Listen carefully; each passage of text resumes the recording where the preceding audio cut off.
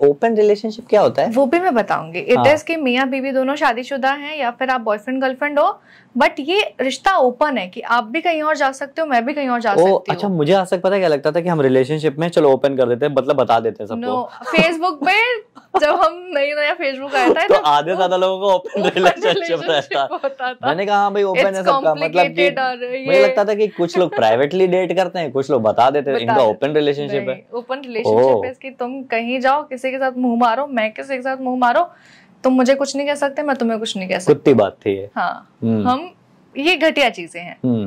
Western culture आपने वहां क्यों नहीं अपनाया जहाँ पे ये बोलते हैं माँ बाप कि आप 18 साल के हुए, निकलो घर से बाहर, कमाओ, अब हम तुम्हें अपने साथ नहीं रखेंगे, तुम अपनी शादी करनी है, जो भी करनी है अपने दम पे करो। वहां क्यों नहीं अपनाया कि भाई अब हम 18 साल के हो गए हैं, अब हम बड़े हो गए हैं, अब हमें खुद घर से बाहर निकल के कमाना है। हमें माँ बाप के लिए नहीं कमाना है, हमें अपनी जिंदगी के लिए पढ़ाना है। इक्वल रिश्ते बनाए जाते हैं वेस्टर्न कल्चर में भी। अगर आप रिलेशंस की बात देखें ना, वो ये कहते हैं तुम अपनी जिंदगी जियो, हम अपनी जिंदगी जिएंगे, लेकिन हम हर संडे तुम्हारे घर आएंगे, हम क्रिसमस भी साथ बनाएंगे, छुट्टियां पड़ेंगी तो हम साथ में बिताएंगे। वो वहां पे एथिकल वैल्यूज अपने रिलेशनशिप में डाल रहे हैं। आप अगर अब्रॉड जाएंगे, आदि ने एक बात बताई थी कि वो थाईलैंड गए थे बॉयज ट्रिप पे, तो वहां पे हम जो इंडियन लोग हैं ना, हमारे जो बड़े एकदम शान से घूम रहे हैं, शॉर्ट ड्रेसेस पहन के, ठीक है तुम्हारी मर्जी, तुम कुछ भी पहनो। वहां पे एक कपल है, बाहर का फॉरेन कपल है, उनके बच्चा है, उसमें ट्रॉली में बच्चा है, छोटा बच्चा, और उन्होंने बच्चे के मुंह पे कपड़ा रखा हुआ है ताकि वो बच्चा ये सब चीजें ना देखे, अपनी उम्र पे आके देखे। वो घूम रहे बच्चे को लेके, बिकॉज बच्चे को घर नहीं छोड़ सकते हैं। बट हम क्या कर रहे हैं, मैं हाल फिलहाल में लखनऊ गई थी एक शूट के लिए, मैंने वहां देखा कि एक मतलब ये बहुत पर्टिकुलर सिटी के लिए नहीं है, बट मैं वहां का इंसिडेंट बता रही हूँ कि एक कैफे सॉर्ट ऑफ है, वहां पे माँ जो है वो हुक्का पी रही है, बाप हुक्का पी रहा है, बच्ची है ऑलमोस्ट 6 से 7 साल की, वो वहां पे साइड में खेल रही है। वहीं पर ड्रिंक भी चल रहा है, वहीं पे 2 बॉयफ्रेंड गर्लफ्रेंड भी बैठे हुए हैं। इट इज नॉट यू ना कि तुम और वाइफ के साथ गए तो फैमिली ट्रिप हो गया है, सही बात। बट 6 से 7 साल की बच्ची क्या देखेगी कि इट इज ओके ऐसे घूमना, हुक्का पीना, सिगरेट पीना, स्मोक करना। ऑब्वियसली चॉइस होती है, बट आप उसको किस उम्र में एक्सपोजर दे रहे हो वो मायने रखता है। मायने रखता है। आप उसको क्या सिखा रहे हो, आप उसके अंदर क्या इम्प्लांट कर रहे हो, वो मायने रखता है। हम क्यों बोलते हैं लड़कियों को कि भाई तुम ड्रिंक मत करो, स्मोक मत करो, because you have to conceive a baby. अगर तुम करना चाहो तो it will effect your health only. आदमियों को भी बोल रहे हैं कि भाई it is injurious to health. ऐसा नहीं कि आदमियों को नहीं बोल रहे हैं हम लोग, उनको भी बोल रहे हैं। तो हमने ना फ्रीडम आदमियों को दिया है ना औरतों को दिया है। लेकिन जैसे ही फ्रीडम का नाम आता है, वेस्टर्न कल्चर का नाम आता है, we choose smoke, abuse, alcohol and clothes.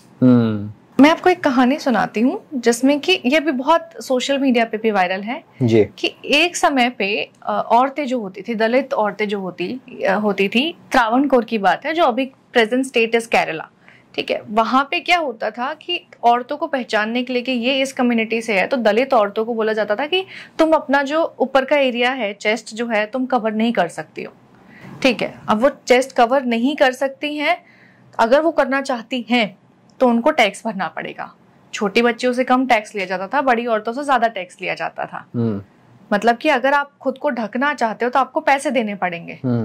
तो अब एक औरत जो थी, दलित औरत जो थी, वो ये कहती है कि यार ये बहुत गलत है हमारे लिए, हमारी इज्जत की बात है, मैं इसका जो है वो बहिष्कार करती हूँ। और उसने लिटरली अपनी जो चेस्ट थी उसको काट के राजा के सामने रखा और बोला अब ले लो।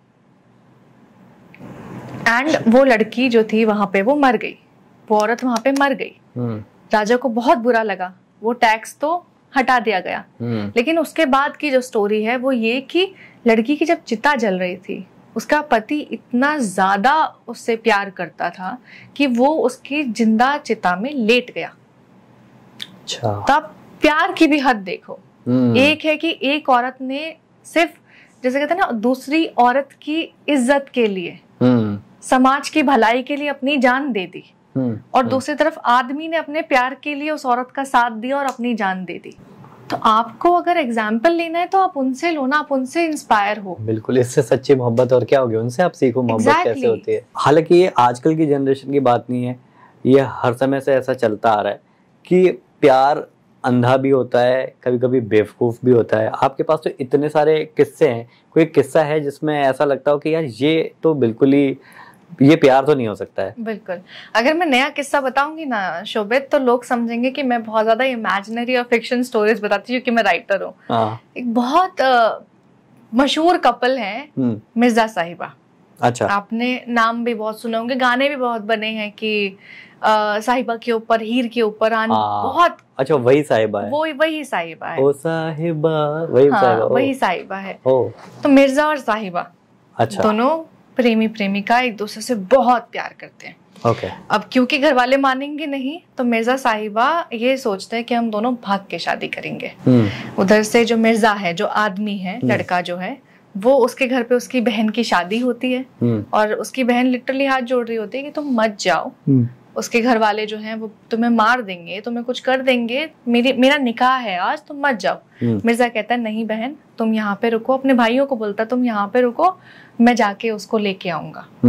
वो जाता है, साहिबा को अपने साथ लेके आता है और वो एक जंगल में आराम कर रहे होते हैं, तो दोनों की आंख लग जाती है। तो जब दोनों की आंख लगती है तो साहिबा की आंख एकदम से खुलती है और वो देखती है कि उसके जितने भाई हैं, लड़की के जो भाई हैं, वो वहां से घोड़े पे सवार होके अपने साथ हथियार और तलवार वो सब लेके आ रहे हैं। अब उसको उसके अंदर वो बहन वाला प्रेम जागता है कि मैं चाहती हूँ कि ये दोनों बातों से हल कर ले, लड़ाई ना हो इन दोनों के बीच में। तो साहिबा जो है सबसे पहले, क्योंकि मिर्जा सो रहा है, मिर्जा के तीर तोड़ देती है, क्योंकि अगर तीर होंगे तो वो लड़ाई करेगा, बात की गुंजाइश ही नहीं बचेगी। तो वो तीर तोड़ती है और वो जाके खड़ी हो जाती है। इतने में मिर्जा की आंख खुलती है। मिर्जा देखता है, क्योंकि घोड़ों की आवाज आ रही थी, तो मिर्जा की आंख खुली, उसने देखा कि बहुत सारे जो आदमी हैं वो हथियार लेके उसके तरफ आगे बढ़ रहे हैं। तो अब आदमी का कॉन्शियस कहता है कि सबसे पहले अपना हथियार उठाए। उसने जैसे ही अपने तीरों की तरफ देखा तो उसने देखा कि ये तो सारे टूटे पड़े हैं, अब तीर तोड़ने वाला कौन है? उसने साहिबा की तरफ देखा। अब वो सोचो कितना बेबस होगा कि उसको पता है कि अब मैं मरने वाला हूँ। क्यों? क्योंकि एक औरत की बेवकूफी ये कह गई कि मैं बात करके संभाल सकती थी इस सिचुएशन को। वो आदमी आए जो लड़की के भाई थे, उन्होंने मतलब सबने घेर के मिर्जा को बहुत बुरी तरह से मारा, बहुत बुरी तरह से। साहिबा का एकदम से वो प्यार जागता है, वो देखती है कि वो मर रहा है, उसके पास जाती है, साहिबा भी वहीं दम तोड़ देती है, वो भी वहीं मर जाती है। लेकिन आप ये देखें कि इस प्यार को मैं सच्चा प्यार नहीं मानूंगी, क्योंकि आपका दिमाग कहाँ था? दिमाग कच्चा था। दिमाग कहाँ था? अगर आपको लगता था कि बात करने से सब कुछ ठीक हो जाता तो आप भागी क्यों थी? आप भागने से पहले समझा लेती, उस मिर्जा की जान तो नहीं जाती ना।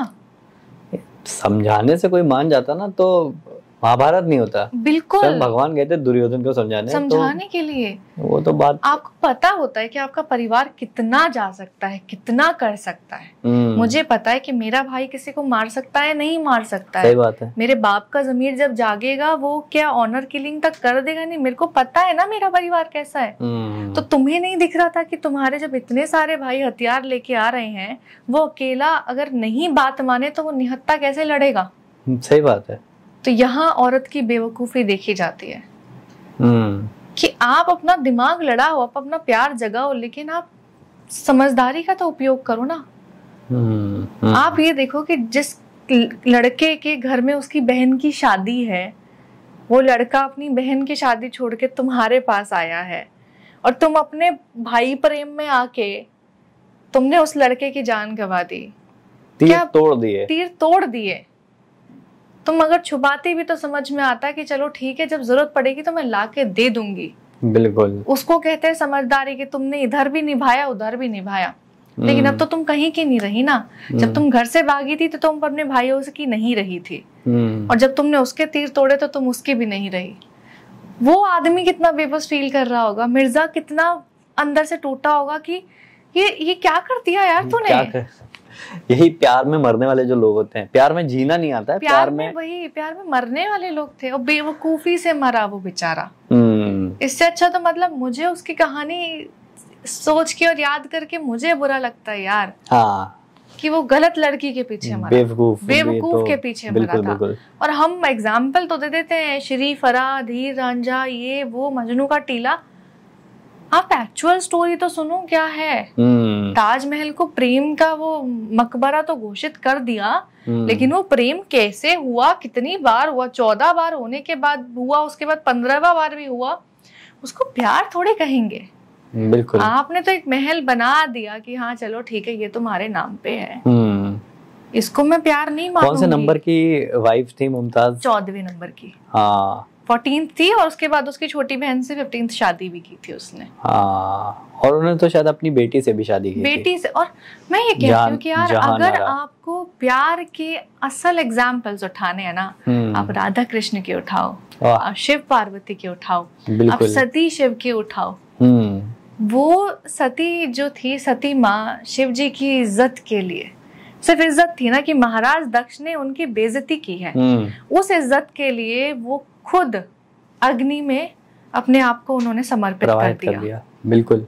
आप एक आदमी का, शिव भगवान का आप तड़प देखें। हाँ। कि वो कितने तड़पे थे उस टाइम। आप, वो होता है प्यार। बिल्कुल। कि एक इंसान की इज्जत के लिए, प्यार के लिए अपना सब कुछ छोड़ देना। प्यार ये नहीं कहता कि मैं इसको भी पकड़े रखूंगा और उसको भी पकड़े रखूंगा। बिल्कुल। सहूलियत का प्यार नहीं होता है।